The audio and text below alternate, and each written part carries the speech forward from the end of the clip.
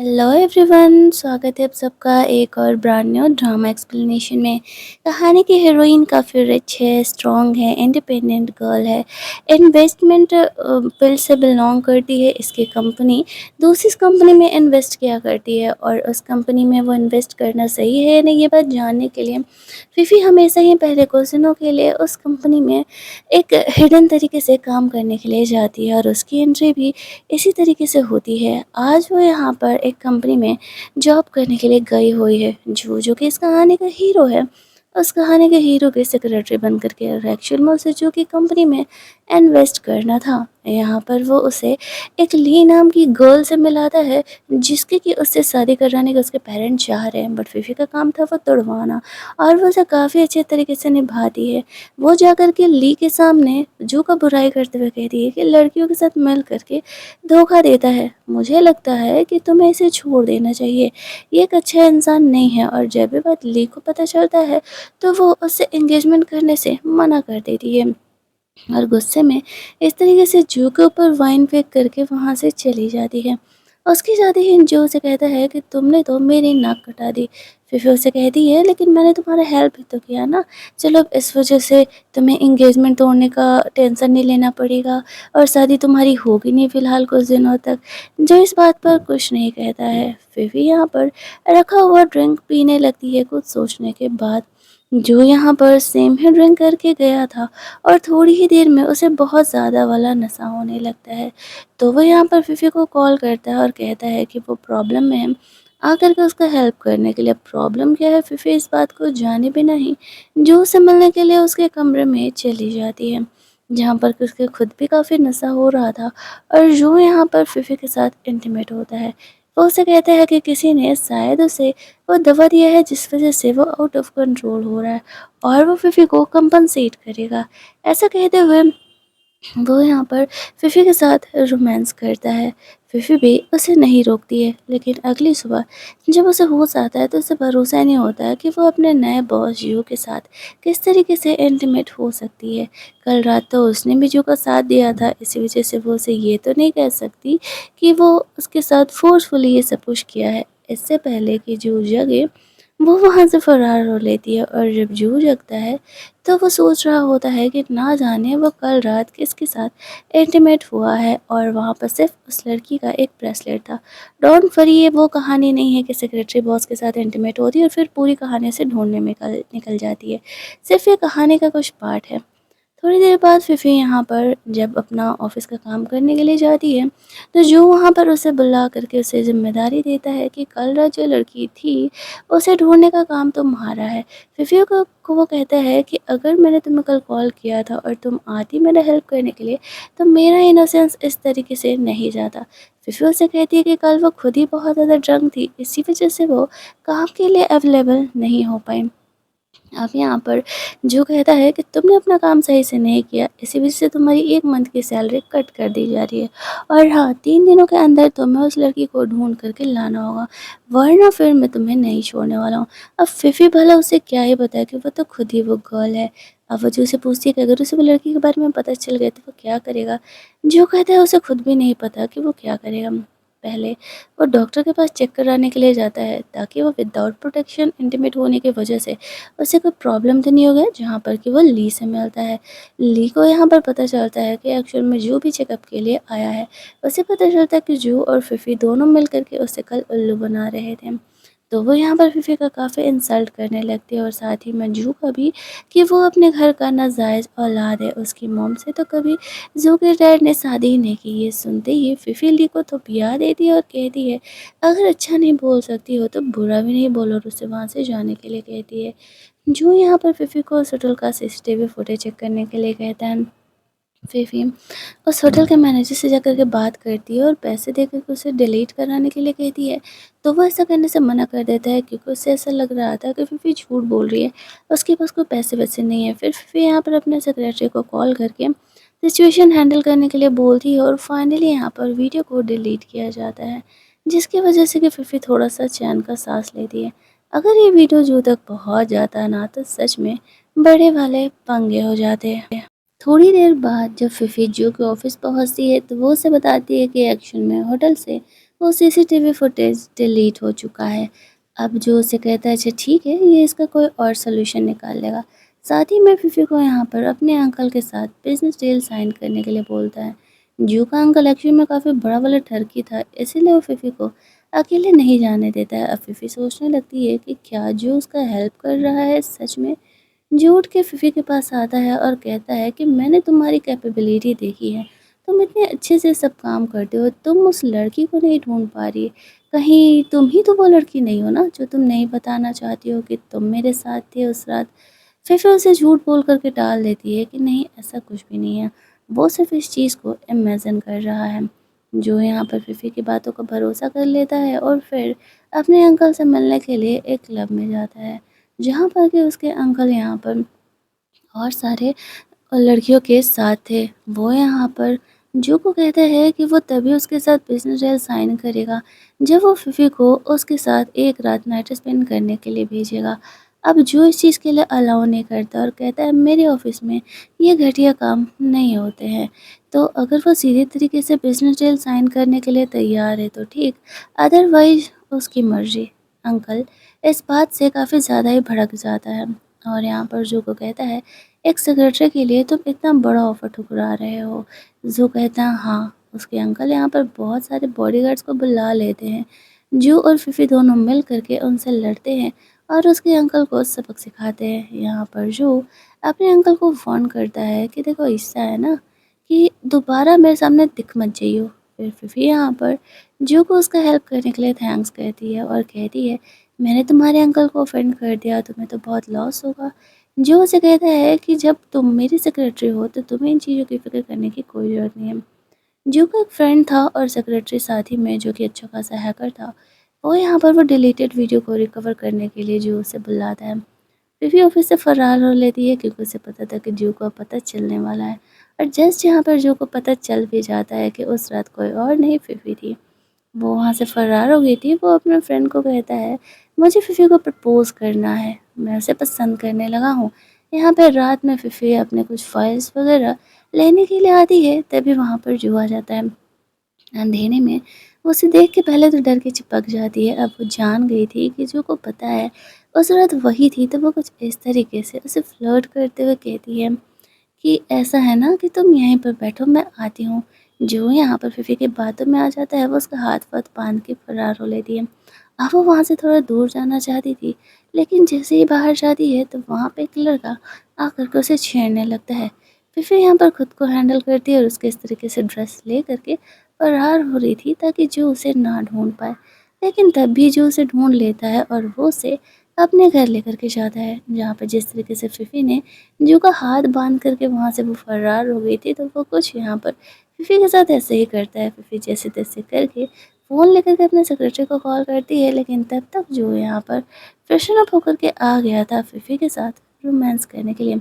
लेकिन वहाँ पर उसका फ्रेंड आ जाता है और कहता है आपकी कंपनी ने किसी में 1.8 बिलियन इन्वेस्ट किए हैं, हमें चल के देखना चाहिए कि वो कौन है। फिफी ने ही ये करवाया था। वो मौके का फ़ायदा उठाते हुए वहाँ से फ़रार हो लेती है। जो यहाँ पर फिफी को कार में इस तरीके से प्रपोज़ करने वाला था, लेकिन वो चीज़ों को बिना देखे ही वहाँ से फ़रार हो गई। इस बात से जू को बहुत ही गुस्सा आता है। बात कुछ दिनों बाद की दिखाई जाती है, जहाँ पर कि एक फैमिली पार्टी में जो अनाउंस करता है कि वो अपना जॉब छोड़ रहा है और उसका अंकल ही आज से कंपनी सँभालेगा, क्योंकि कंपनी में उससे कुछ गलती हुई है। वो ये सब कुछ जानबूझ कर के कर रहा था। उसने यहाँ पर अपने अंकल के लिए ट्रैप सेट किया हुआ था। वहाँ पर वो फिफी से मिलता है और उससे बात करने के लिए जाता है। अब फिफी को तो ये पता था कि जो ने कंपनी छोड़ दी है, इसी वजह से वो गरीब हो चुका है। जो भी इसी सिचुएशन का फ़ायदा उठाता है, फिफी को कहता है क्यों ना उसे सिर्फ कुछ दिनों के लिए उसे इस घर में रहने दें। हालांकि फिफी के जॉब पोजीशन के हिसाब से घर काफ़ी बड़ा था। फिफी भी उसे झूठ बोलती है कि एक्चुअल में ये इसके पहले एम्प्लॉयर का है, वो लोग फ़िलहाल फ़ॉरेन में है, इसी वजह से चीज़ें फिफी यहाँ पर सिर्फ कुछ दिनों के लिए स्टे कर रही है। जो यहाँ पर उसकी बातों को भरोसा कर लेता है और फिफी को कहता है कि सिर्फ कुछ दिनों के लिए वो उसे यहाँ पर स्टे करने दे। वो उसे काफ़ी रिक्वेस्ट करता है, तो फिर यहाँ पर जो को मना नहीं कर पाती है और कहती है कि ठीक है, वो कुछ दिनों के लिए यहाँ पर रह सकता है। दूसरी साइड जो हिडन तरीके से अपना ऑफिस संभाल रहा था और अपने अंकल को सबक सिखाने के लिए वो प्लान बिछाया जा रहा था। यहाँ पर फिफी जो को परेशान करने के लिए हर एक काम करने का सोचती है, जिससे कि वो खुद ही छोड़ कर के चले जाए। यहाँ पर जानबूझ करके कभी वो सुबह उठ के उससे ब्रेकफ़ास्ट बनवा रही होती है, कभी कुछ और। लेकिन जो उन्हें ठान लिया था कि वो फ़िफ़ी को इम्प्रेस करके रहेगा, इसी वजह से वो कुछ इस हॉट तरीके से फ़िफ़ी के लिए ब्रेकफ़ास्ट बना के लेके आता है। और वैसे जब ऐप्स अपने टच करने के लिए देता है, तो फिर तो यहाँ पर फ़िफ़ी को रहा ही नहीं जाता है। वो यहाँ पर जू के प्यार में धीरे-धीरे गिरती जा रही थी। थोड़ी देर बाद फ़िफ़ी कहती है कि उसके वॉशरूम के पास जाकर नल खराब हो गया। जू को बनाने के लिए अब जू यहाँ पर वापस अपने फ्रेंड को बुलाता है। वो यहाँ पर चोरी-छिपे आ करके इस तरीके से उसका नल सेट करता है। फिर वो वहाँ से फ़रार हो लेता है और जू फ़िफ़ी को बताता है, मैंने ये नल सेट किया है। फ़िफ़ी को उम्मीद नहीं था कि जो सच में इस तरीके से नल को सेट कर देगा। नेक्स्ट डे वो पूरे विला को क्लीन करने के लिए इस तरीके से वर्कर को भी बुला लेता है। फ़िफ़ी को डाउट होने लगता है कि जो अब भी एक्चुअल में रिच तो नहीं है। बाहर जाती है तो वो अपने सेक्रेटरी से मिलती है। दोनों यहाँ पर अपनी कंपनी के बारे में आपस में बातें कर रहे थे। तभी वहाँ पर जो अपने फ्रेंड के साथ फ़िफ़ी को उसके सेक्रेटरी के साथ देख लेता है और ये देख कर के उसे बहुत ज़्यादा वाला जेलस होने लगता है। वो चाहता है बात करने के लिए, तो फ़िफ़ी उसे कहती है कि एक्चुअल में ये तो सिर्फ़ इसका ओल्ड फ्रेंड है। वो उसे ये नहीं बताता है कि ये इसका सेक्रेटरी है, वरना फ़िफ़ी का पोल खुल जाता ना कि एक्चुअल में वो इतनी ज़्यादा रिच है। जो को यहाँ पर जेलस हो रहा था, ये बात फ़िफ़ी समझ जाती है। वो जो से पूछती है कि वो यहाँ क्या कर रहा है, तो वो उसे कहता है कि एक्चुअल में वो कंपनी में जॉब ढूँढने के लिए आया था। अब फ़िफ़ी को एक कॉल आता है और उसे वहाँ से जाना पड़ता है। जो कि एक कंपनी के अलावा कोई और कंपनी भी थी, ये बात किसी को पता नहीं था। फ़िफ़ी जब दूसरी कंपनी में इन्वेस्टमेंट करने के लिए वहाँ पे लो ग्रेड बन के जॉब करने के लिए जाती है, तो उस कंपनी में ली भी मैनेजर के तौर पर काम किया करती थी। वो फ़िफ़ी को यहाँ पर क्लीनेस वर्कर का जॉब देने के लिए बोलती है। हालाँकि वो यहाँ पर सेक्रेटरी के तौर पर अप्लाई करने के लिए आई थी, लेकिन वो ये भी जॉब एक्सेप्ट करने के लिए तैयार हो जाती है, क्योंकि उसे पता करना था कि कंपनी इन्वेस्ट करने लायक है या नहीं। ली को तो सिर्फ़ मौका चाहिए होता है फ़िफ़ी को परेशान करने का।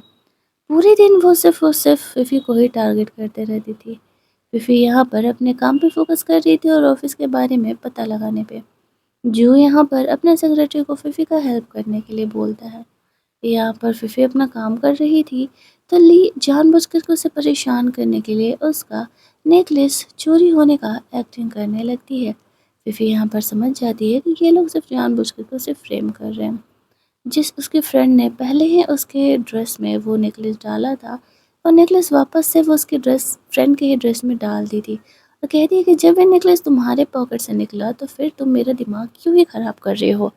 अब यहाँ पर हम लोग देखते हैं कि जब इस तरीके से ली उसे प्रूफ कर देती है कि उसने कोई चोरी नहीं की थी, तो यहाँ पर जो का सेक्रेटरी उसका हेल्प करने के लिए आता है।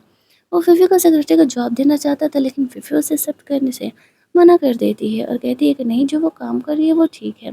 जो यहाँ पर सोचने लगता है कि शायद इससे उसकी फ़िक्र है, क्योंकि वो भी उसी कंपनी में काम कर रहा है ना, लोग गलत सोचेंगे, इसीलिए वो ऐसा कर रही है। लंच टाइम में फ़िफ़ी जू से मिलने के लिए जाती है। इन दोनों को बात करते हुए देख कर के ली उसका मज़ाक उड़ाने लगती है। अच्छा हुआ जो जू से उसकी कंपनी छीन गई। अब यहाँ पर जू से हँसते हुए कहता है, ये तू जा रही? ली यहाँ पर अपने पैसे का शो ऑफ करने के लिए आई हुई थी। अगले सीन में हम लोग देखते हैं कि जू और फ़िफ़ी यहाँ पर रात को बोतल चेंज करने का काम कर रहे थे। ना जाने क्यों, मुझसे मत पूछना।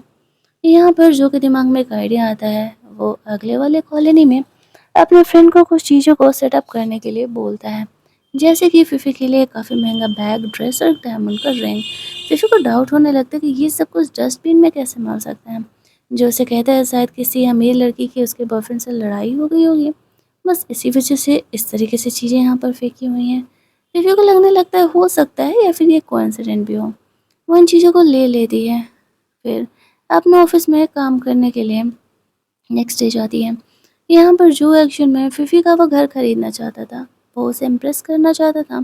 बाद में जब उसे बताएगा कि एक्चुअल में वो अभी गरीब नहीं हुआ है, लेकिन फ़िफ़ी यहाँ पर वो घर खुद का बेचना नहीं चाहती थी। अब वो यहाँ पर बहुत महंगे दामों में वो दे रहा था, तो फ़िफ़ी उससे मिलने के लिए जाती है, जहाँ पर दोनों एक दूसरे को देख के शॉक्ड हो जाते हैं। फ़िफ़ी बहाना करती है कि वो अपने एम्प्लॉयर की वजह से यहाँ पर आई है और जो उसे कहता है कि एक्चुअल में मेरा बॉस यहाँ पर मुझे भेजा हुआ है। अब फ़िफ़ी को यहाँ पर उसका घर वो सेल करना पड़ता है। जो मन ही मन काफ़ी खुश हो रहा था कि वो बाद में फिफ़ी को इम्प्रेस करेगा कि उसने वो घर जो कि वो काफ़ी लॉन्ग टाइम से रह रही है, उसे खरीद लिया है। अगले दिन यहाँ पर वो ऑफ़िस में एक लॉटरी निकलवाता है, एक काफ़ी बड़े घर का, जिसमें कि लॉटरी में फिफ़ी को काफ़ी बड़ा ही घर, काफ़ी महँगा घर उसे फ्री में मिल जाता है। ये देख कर के ली को बहुत ज़्यादा जेलस होने लगता है कि ये घर उसे क्यों नहीं मिला। फिफ़ी से वो लॉटरी छीनने की भी कोशिश करती है, लेकिन सबके सामने कैसे।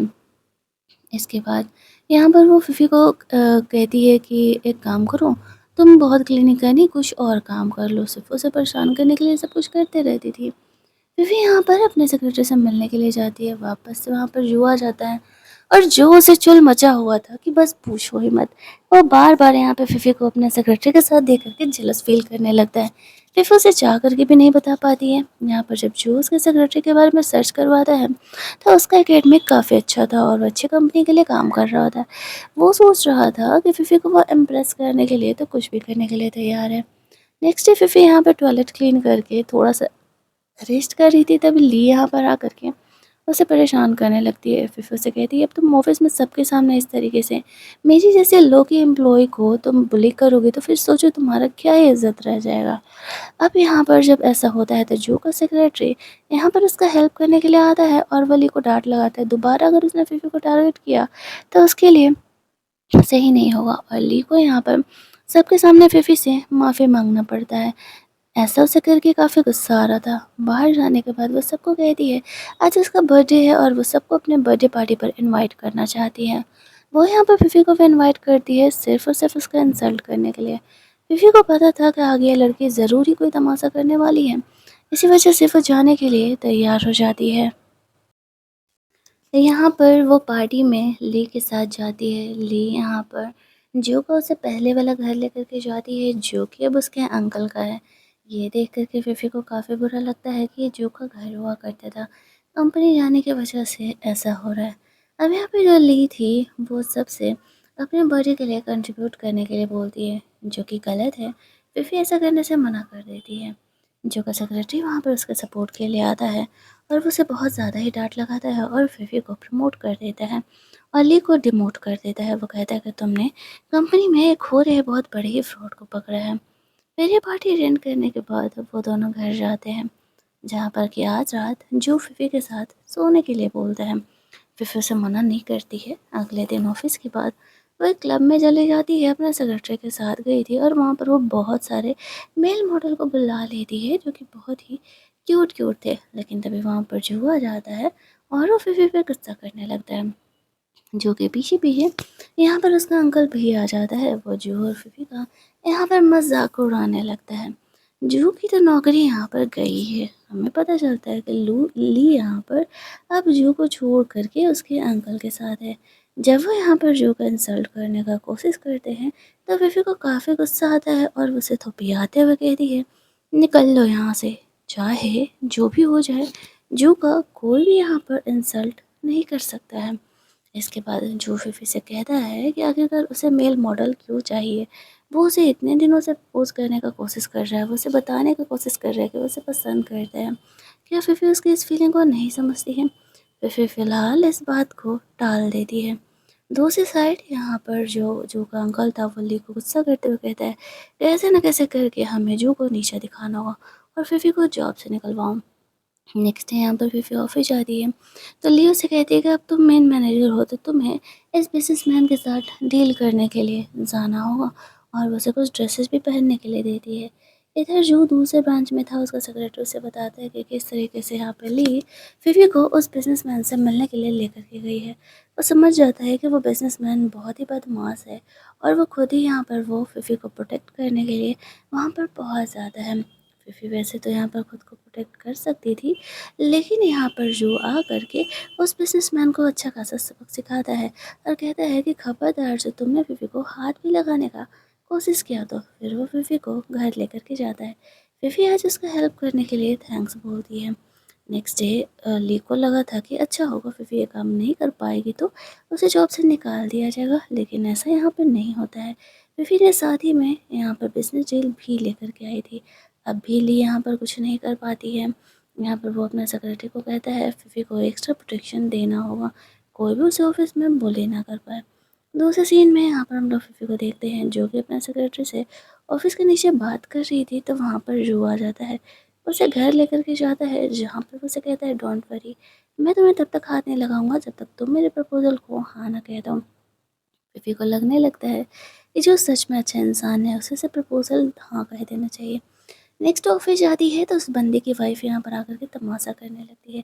फिर यहाँ पर इन चीज़ों को हैंडल आउट करते हुए कहती है कि ली ने ये सब कुछ किया था, ना कि उसने। फिर वो वहाँ से बाहर निकलती है, जहाँ पर कि जो भी एक पार्टी में गया था और फिफी भी एक पार्टी में गई थी। एक लड़की यहाँ पर लोगों के साथ फ्लर्ट करने का कोशिश कर रही थी, वो उसे ड्रिंक व्रिंक भी कराती है।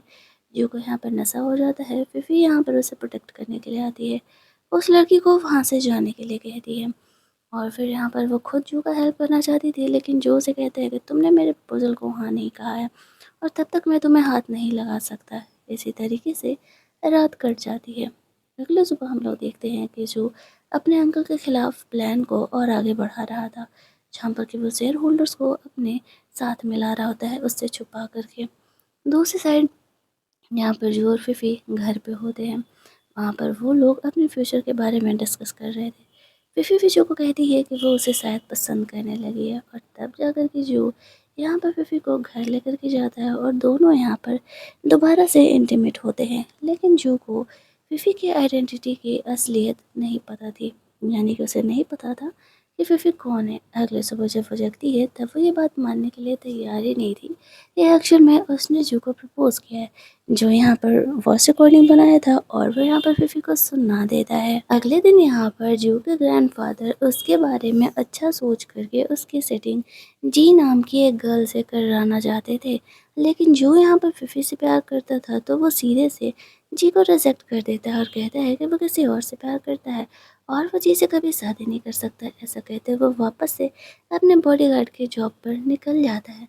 अब यहाँ पर जी जू को फॉलो करते हुए आती है और मुझसे कहता है कि अगर वो उससे शादी करेगा तो उसे ये छोटा मोटा जॉब करने की ज़रूरत ही नहीं पड़ेगी। फिफी जब देखती है कि ये लड़की तो यहाँ पर जो के पीछे ही पड़ी हुई है, उसे समझ नहीं आता है कि वो कौन है। वो वहाँ पर जाती है तो जो वहाँ पर उसे एक्सप्लेन करता है कि एक्चुअल में उसके फैमिली वाले यहाँ पर जी से उसकी शादी कराना चाह रहे हैं, बट वो उसे पसंद नहीं करता है। फिफी यहाँ पर जो कि एक्सप्लेनेशन को सुनती है और कहती है कि ठीक है चलो मैंने माफ़ किया, लेकिन आगे से ध्यान रखना। नेक्स्ट डे जब यहाँ पर फिफी जॉब पर जाती है तो उसे पता चलता है कि जी यहाँ पर इस कंपनी में खुद भी जॉब करने के लिए आई है। वे ग्रैंडफादर का ऑर्डर था, ऐसी वजह से जो मना नहीं कर सकता था, लेकिन वो यहाँ पर स्पेशली फिफी को परेशान करने के लिए आए हुए थे। उसे पैसे वैसे दे करके इस तरीके से जो के लाइफ से जाने के लिए बोलती है। उसे खुद नहीं पता था कि फिफी कितनी ज़्यादा रिच है। जो यहाँ पर अपने तरीके से फिफी को पटा के रखने का कोशिश करता है, क्योंकि वो उससे कभी अलग नहीं होना चाहता था।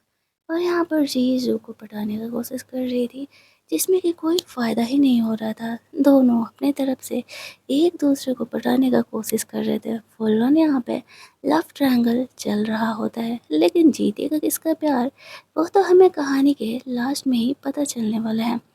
फिलहाल यहाँ पर फिफी का सेक्रेटरी भी आ जाता है और ये देख कर के जो को जेलस होने लगता है कि वो अब भी अपने फ्रेंड के साथ इतनी बार मिला करती है। फिफी उसे एक्सप्लेन करती है कि वो तो सिर्फ उसका फ्रेंड है और कुछ भी नहीं। नेक्स्ट डे यहाँ पर फिफी को बहुत सारा ही काम जानबूझ करके जी दे देती है, ताकि वो उस काम को कंप्लीट ना कर पाओ और बहाने से वो यहाँ पर फिफी को जॉब से निकाल सके। लेकिन उसे फिफी के टैलेंट के बारे में पता नहीं था, लेट नाइट तक ये काम करते रहती है। इतना ही नहीं, यहाँ पर जो भी वो काम कंप्लीट करने में उसका हेल्प करता है, जिस वजह से फिफी का ये काम आसानी से कंप्लीट हो जाता है। नेक्स्ट डे जब जी फिफी से वो फाइल मांगती है तो फिफी उसे कहती है कि वो फाइल कंप्लीट हो चुका है। ये चीज़ एक्चुअल में जी के लिए काफ़ी शॉकिंग थी और वो यहाँ पर कहने लगती है कि हो ही नहीं सकता है कि फिफी ने ये काम कंप्लीट हुआ हो। जो आगे कहता है कि मैंने खुद अपने साथ इसके मिल कर के ये काम कंप्लीट किया है, तो क्या तुम्हें अब भी डाउट है? अब जी यहाँ पर चुप हो जाती है। भला जू के सामने क्या ही बोल सकती थी, लेकिन वो फिर को वार्न जरूर करती है कि वो बहुत रिच है और यहाँ पर जी का कोई कंपैरिजन नहीं है। फिफी से बेहतर होगा कि वो जू के लाइफ से चले जाए। लेकिन फिफी कहाँ ही पीछे हारने वाली थी। एक बार जब उसे जू से प्यार हो गया तो बस हो गया।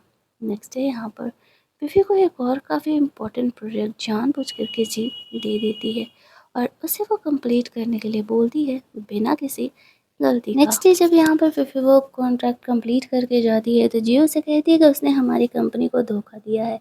लेकिन यहाँ पर जो आकर के प्रूफ कर देता है कि फिफी ने ऐसा कुछ भी नहीं किया है, जो किया है सब जी नहीं किया है, और उसे यहाँ से जॉब से निकाल देता है कंपनी पे फ्रॉड करने की वजह से। अगले दिन यहाँ पर जो कि कंपनी में शेयर होल्डर्स की मीटिंग होने वाली थी, उसका अंकल ये पूरी तरीके से कंपनी अपने नाम करने वाला था, लेकिन उसे पता नहीं था कि जो ने अपनी ही सेटिंग बढ़ा के रखी है।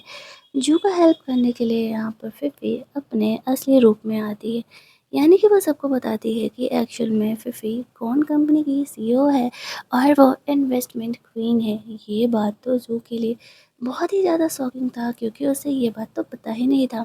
लेकिन वो समझता है कि फिफी ने क्यों झूठ बोला होगा और वो उसे माफ़ कर देता है। कुछ दिनों बाद जो और फिफी यहाँ पर शादी कर लेते हैं, और यहाँ पर उसके अंकल को ऑलरेडी जेल हो चुका था इस तरीके से कंपनी के साथ फ्रॉड करने की वजह से। फिर वापस अपने काम पे लौट जाती है और वो यहाँ पर अदर कंपनीज में नॉर्मल इस तरीके से एम्प्लॉय बन करके काम करने के लिए जाने लगती है, ताकि वो जान सके कि ये इन्वेस्टमेंट के लायक भी है या नहीं। और ये कहानी हमारी यहीं पर कंप्लीट होती है। अगर आपको ये कहानी अच्छी लगी हो तो वीडियो को लाइक शेयर करना, चैनल को सब्सक्राइब करना। मिलते हैं हम लोग एक नई कहानी के हिंदी एक्सप्लेनेशन में।